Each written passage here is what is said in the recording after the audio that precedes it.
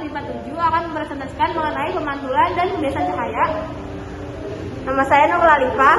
Nama saya Azhara Nurani Siza. Nama saya Syafika Amri. Nama saya Regina Redevia. Nama saya Nova Adrasina. Nama saya Fahri Abrar. Nama saya Farwi Dedareca. Selamat menyaksikan. Terima kasih.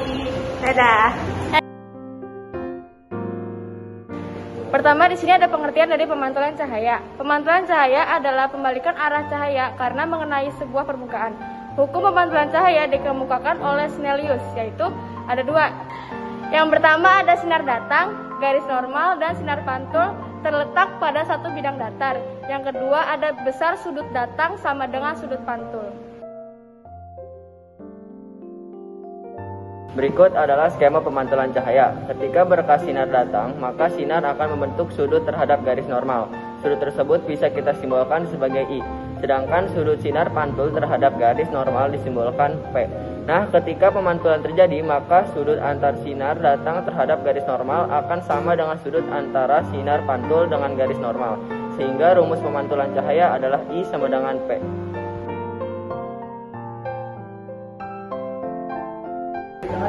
Macam-macam pemantulan cahaya. Yang pertama adalah pemantulan baur atau biasa disebut difus.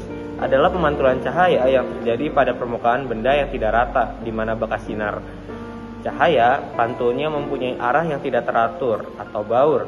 Contohnya pemantulan cahaya pada tembok, kayu, batu, tanah, dan sebagainya. Yang kedua ada pemantulan teratur, adalah pemantulan cahaya yang terjadi pada permukaan yang rata, di mana bekas sinar cahaya pantulnya mempunyai arah yang teratur atau sama. Pemantulan teratur bersifat menyilaukan, namun mampu menghasilkan bayangan yang jelas. Pemantulan teratur bisa terjadi pada cermin.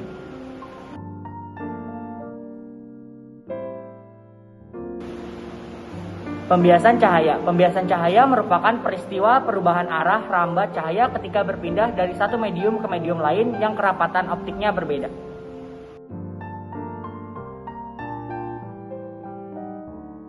Penyebab pembiasan cahaya. Yang pertama, ketika sinar datang dari medium yang kurang rapat menuju medium yang lebih rapat, maka sinar datang akan dibiaskan mendekati garis normal.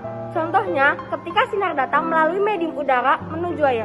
Yang kedua, ketika sinar datang dari medium yang lebih rapat menuju medium yang kurang rapat, maka sinar datang akan dibiaskan menjauhi garis normal. Contohnya, ketika sinar datang melalui medium air menuju udara.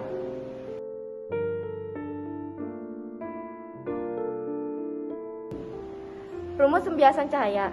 N1 sin theta 1 sama dengan N2 sin theta 2 dengan keterangan N1 sama dengan indeks insiden, N2 adalah indeks refraksi, theta 1 adalah sudut datang, dan theta 2 adalah sudut refraksi.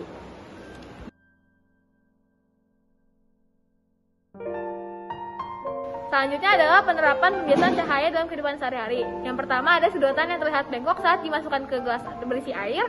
Yang kedua adalah dasar kolam atau sungai yang dalam terlihat dangkal. Yang ketiga adalah peristiwa pelangi. Yang pertama ada contoh soal. Perhatikan gambar di bawah ini. Jika sudut datang sinar adalah 53 derajat dan sudut bias sebesar 30 derajat, tentukan nilai indeks bias medium kedua jika medium pertama adalah udara.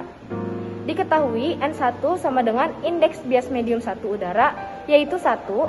Theta 1 adalah sudut datang yaitu 53 derajat dan theta 2 adalah sudut bias yaitu 30 derajat.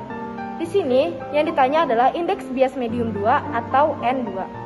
Cara menjawabnya, N1 sin theta 1 sama dengan N2 sin theta 2. 1 dikali sin 53 derajat sama dengan N2 dikali sin 30 derajat. 1 dikali 0,8 sama dengan N2 dikali 0,5. Maka hasilnya adalah N2 sama dengan 1,6.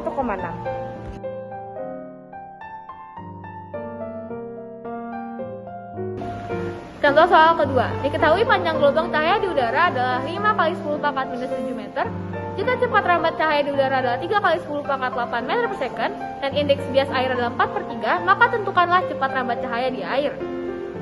Rumusnya adalah N air per N udara, maka dimasukkan 4/3 per 1 sama dengan V udara per V air, yaitu 3 kali 10 pangkat 8 per V air.